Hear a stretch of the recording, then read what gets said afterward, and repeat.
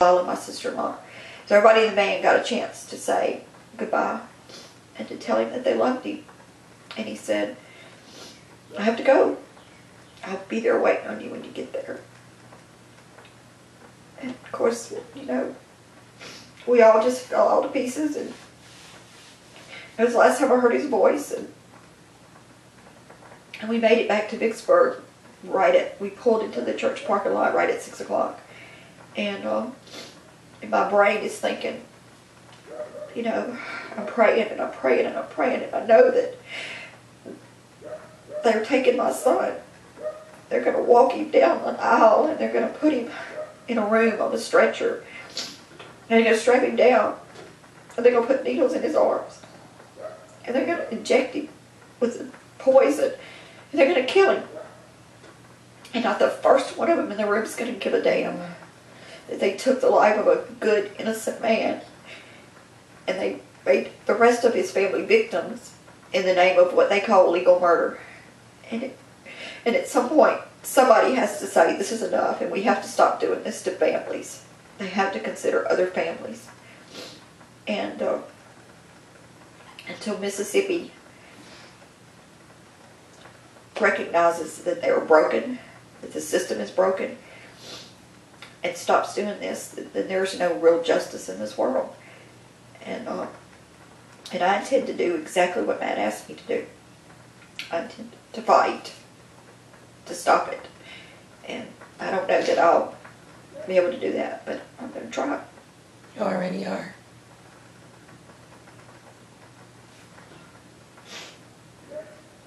You have been for 17 years. I know. But it doesn't, I don't know. I know that that Matt's in a better place. And that the fact that I wanted him to live was selfish. And I realized that. I realize that now. You know, I grieve for my son, but I also know that he is so much better off than where he spent the last 16 years of his life. You know, it was a hell. It was his own personal little hell, you know, and there are a lot of men that spend it there, and a lot of those men, either, if they're not already mentally deficient when they go there, they become mentally deficient. They're already mentally, they're either insane or criminally insane, or, you know, or some type of flaws in their psyche, and I don't know how many of them are guilty, and I don't know how many are innocent, but I know that the state of Mississippi and every state in the United States does not have the right to predict or to set a time that someone should die. They just need to not ever do that again. If a person is evil enough to kill someone else, and we know people kill, and that's not a good thing for the human race, but they do it, and there's a way to punish people that do that by putting them in prison. Life without parole is a horrible way to live your life, and that's the reason we say we're selfish, because we wanted Matt to be that way, but we thought that if we ever get him life without parole, then we have time to prove he's innocent. And then, you know, at one point we just realized we may never do that. We may never be able to prove Matt's innocence, and because the justice system worked really hard to convict him. You know, they when Matt was dead, then those people in Forest County who perjured themselves and who let Matt go to prison and die for a crime that someone else committed, they breathed easier. You know, Matt was one less witness to their sins, and you know, I won't make them pay, but ultimately they will pay.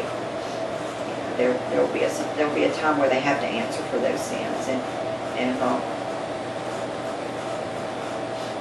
that will be my choice, but they'll pay, and that gives me a little comfort, knowing that at some point that they will, that they'll have to answer.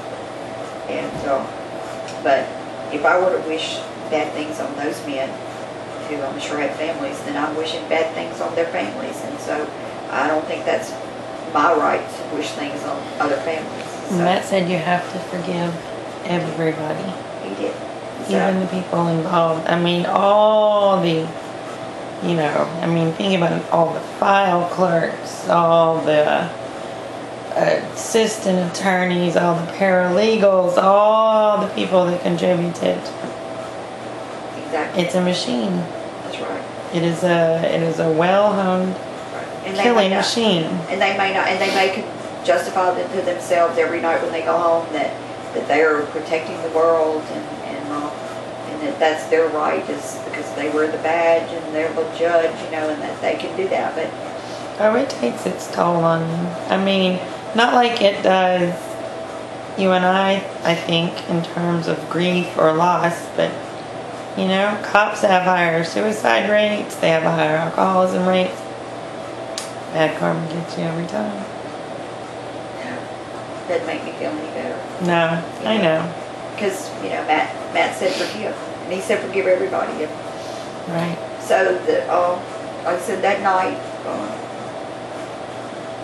we knew Matt was in a better place. And I guess we were in a state of shock because we just kind of went through the motions of talking to our families who came and shared in the prayer vigil with us, and then we went home, and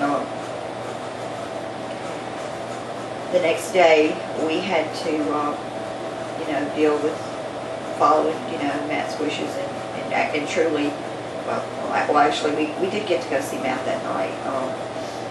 About 9 o'clock that night we got a call and from the coroner, and he said he was there with him, and if we wanted to come we'd come. And so we went, and he had kind of prepared him a little bit for us so that we could see him and preparing for that. He prepared Matt, I remember that day very well. Yeah. So we went to the funeral home, and we went in, and Matt was laying there, and he looked so peaceful, and I got to touch him, first time in about 14 years. I got to put my hands on him, and he was still, my back wasn't there anymore, but that was his figurative self,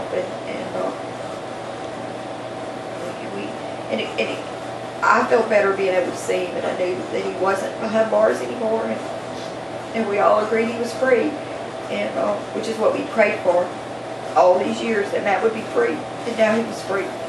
And we asked him to we asked our friend Doug to please, he was going to take him to Jackson to the crematory the next morning, and we asked if he had to have clothes, and he said no. Why? And I said, because I want him out of those prison clothes.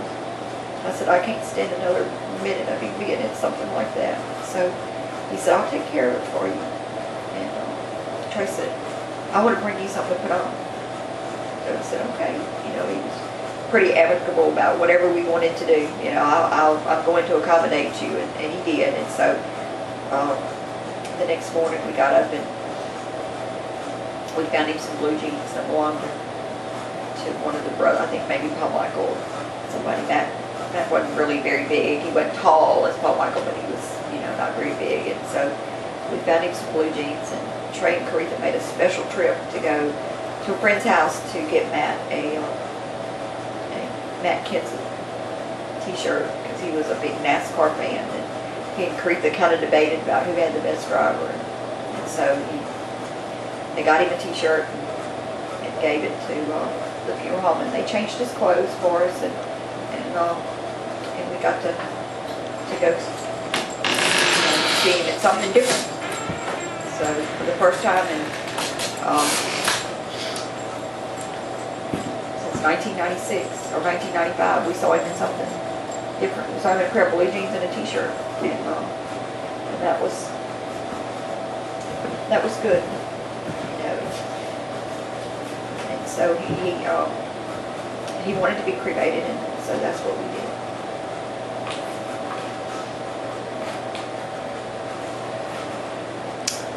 We're at an hour and 10 minutes. Really? Is there anything else you want to make sure you get in there? Because it's been great, and I know that Sally can. There's good stuff in there. The next day, I went to the mailbox, and there was a packet in there, and it was Matt's packet that he had done the day before, and got it ready for me to expect it. And it had a letter in there that I just couldn't open and read right then. And Trey read it, and it was basically his last. It was the last few pages of the journal. The other pages of the journal were in a box that he was sending to me, and he told me, what to expect, and that it was coming, and that when he went over there, they took him 48 hours before to the other place, and he said he was finishing his journal when he got there, and those would come out to me when he was mailing that day. And in the journal, one of the things he said was on the very last day that I had to pray and try to figure out a way for Mrs. Hatton, who was Rhonda's mother, to forgive him for Rhonda dying. And he said, not because I caused it, but because, he said, not because she died at my hand, but because my going to her house that day is what ultimately caused her to be killed. And he said, so it is my fault. And he said, and I've known that it was my fault, and that I was to blame, and that I started the wheels rolling, and that's why Rhonda died that day. And that Miss Hatton has to figure out a way to forgive me for my part in that, so that she's right with God, and that when she goes to heaven, when she dies, that she gets to be where Rhonda is. He said, and I don't know how you're going to do that, but that's something you're going to have to do. So Matt, who had been condemned, was still worried about other people and her family, and he wasn't, and us. He was right, and that he was where he needed to be right with God, and he knew that when he left this earth that he would be rewarded for the suffering that he had suffered over those last 16 years. And that's what we believe too. We believe he was in a better place. So you think he died in peace? In spite of the circumstances? I think he did. I think we suffered far more than he did. He paid the price, but he also received the biggest reward. And that makes it comforts me to know that. And he said that letter came, and it was kind of a joke that the letter was in the mailbox the next day, and it was in Matt's handwriting, because I have literally hundreds of letters that he wrote over the years to me, and I never threw a letter away. I kept everything. I just have boxes of letters and boxes of documentation and boxes of things he wrote, and one day,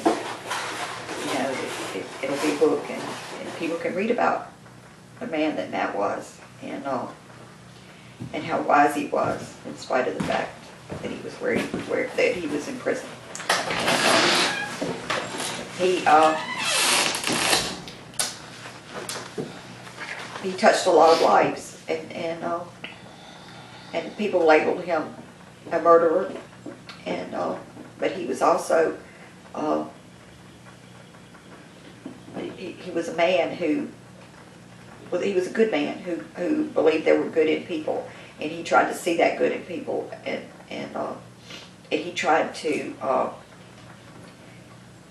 he made himself a better man in spite of the turmoil and the injustice of him being locked away from his family and his life all those years. And there are a lot of people that couldn't do that, and Matt could. So you think if he had been given a chance, he would have made a positive impact on the world? I think so.